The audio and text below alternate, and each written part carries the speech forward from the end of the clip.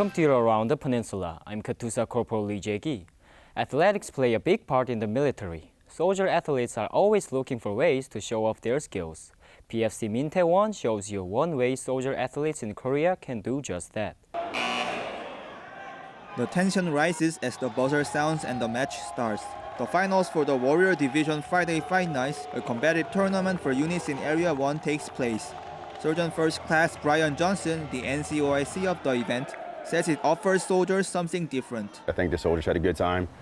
Created a different venue, entertainment-wise, for the soldiers to attend each Friday to, give them an option other than, going out and partying and keep them on base. A safe environment to come together as an overall team to, cheer on their units. The participants of the event also gained more than just facing off against each other. It was a great camaraderie booster. So I learned how to work together with my other teammates. It teaches you how to just bring cohesion as a unit and be happy for someone else. So even if you lose or you go out there and you give it your all, you can still go out there and root for your other teammates. So it's not all loss if you lose. 1st Brigade, 82nd Field Artillery won first place in the Friday night fights after some very competitive matches. Reporting from Camp Casey, Korea, I'm Katusa Private First Class Min Tae-won. The 313th Field Artillery claimed 2nd place. After an overtime match, HHBN 2nd ID defeated 23rd Seaburn to earn 3rd place. After a 9-month-long rotation in Korea, the 1st Armor Brigade Combat Team, 1st Cavalry Division gives way to the new brigade in town. Army Sergeant Patrick Ferrares takes you to the transfer of authority ceremony. As one brigade cases their colors, another uncases theirs at a transfer of authority ceremony on Camp Casey. The 1st Armor Brigade Combat Team, 1st Cavalry Division, finishes its deployment in Korea. We become better at our tasks as soldiers, as leaders, and as warriors, and we're going to go back and bring the lessons we learned here back at Fort Hood as we continue to train and prepare. The commander of the incoming brigade, the 1st Armored Brigade Combat Team, 1st Infantry Division, or Devil Brigade, Colonel Timothy Hayden, is thrilled to start this journey. It's such a tremendous honor to be here. So, for so many reasons. It says we're committed. It says we're part of this team. We're part of this alliance, and we're ready to commit to operations here on the Peninsula. As the Devil Brigade takes over, there is a lot to look forward to. I'm humbled and honored to be here as the commander. I know my experience here and my formations experience here is going to make us a better brigade combat team, and that's just impressive. Reporting from Camp Casey, South Korea, I'm Army Sergeant Patrick Ferraris. Both the 2nd Infantry Division and the 1st Infantry Division are in their 100th year of service. Chief of Staff of the Air Force, General David L. Goldfein, discusses his top priorities with airmen during an all-call at Osan Air Base. Senior Airman America Mo reports from the Republic of Korea. Chief of Staff of the Air Force, General David Goldfein, visited Osan Air Base to discuss his top priorities and how he plans to empower squadrons. It's where airmen are developed. It's where airmen and families thrive. It's where we succeed or fail. And so when I talk about revitalizing squadrons, it's not about throwing manpower, it's about reversing the organizational chart, and then we ensure the entire organization is supportive for that element of command that makes the mission happen across our Air Force. Airmen at Osan Air Base work hard to make the mission happen, and General Goldfein recognized a few hard workers during his visit. I could not be prouder of the men and women here at Osan and what you are doing every single day. I'm proud to be their chief and proud to serve with them. Senior Airman Ameka Mo, Osan Air Base, Korea. This visit marks the first official trip to the Pacific area of responsibility for General Goldfein as Chief of Staff, and is one of several stops on his tour of air bases in the Pacific. Munich's Oktoberfest is the largest festival in the world with over 6 million international visitors.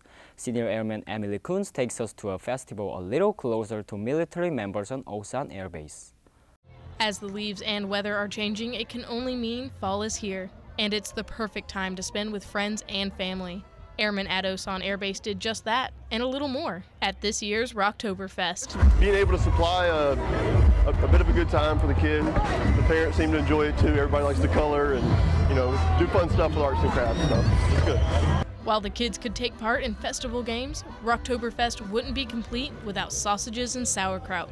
Big events like this, free events, it's a huge morale booster. People get to come together, have food, just sit down, have a good time. All while enjoying live polka music.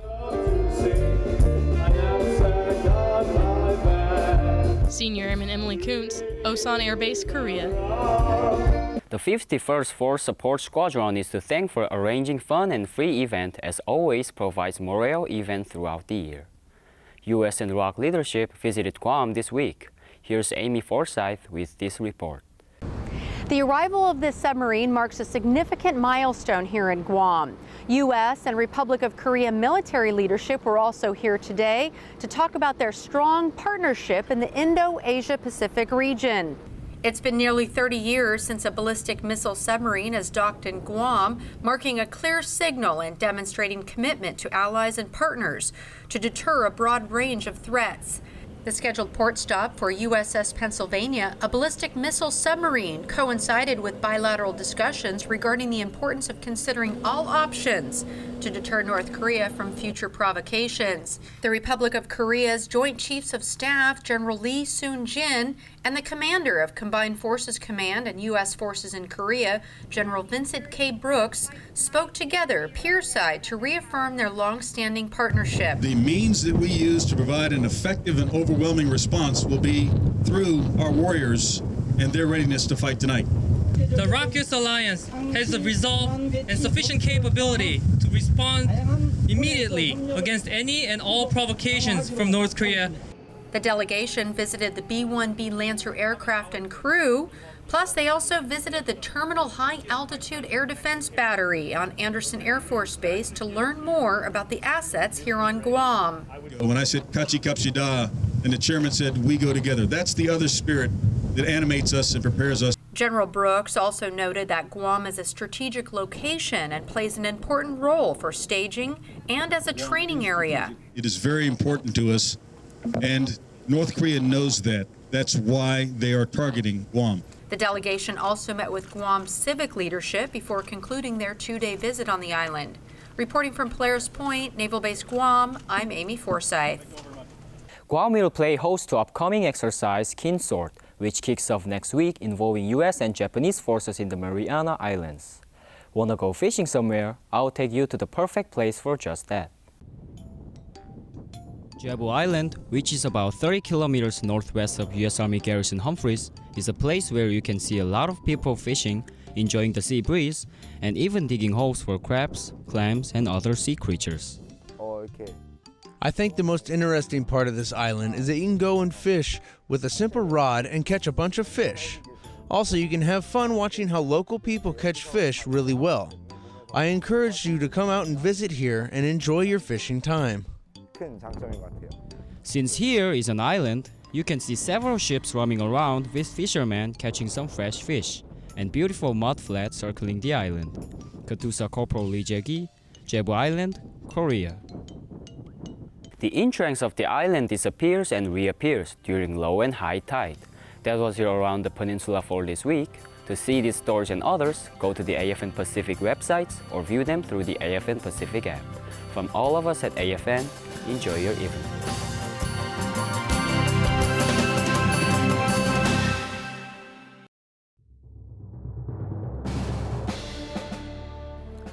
For 241 years, U.S. Marines have proudly served our great nation with unfailing valor.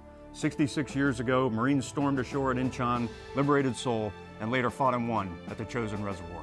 Take this time to reflect on the courageous leadership and the time martial spirit of our proud and illustrious history. To our Marines and their families here on the Korean Peninsula. Happy birthday, Marines. Semper Fidelis.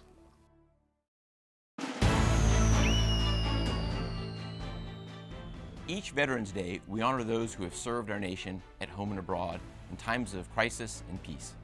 Our Navy is built upon the sacrifice of those who have gone before, and their debt can never be repaid. Debts like those who have fought for the peace and stability in Korea, which we stand ready to defend. Thank you for your service, and happy Veterans Day.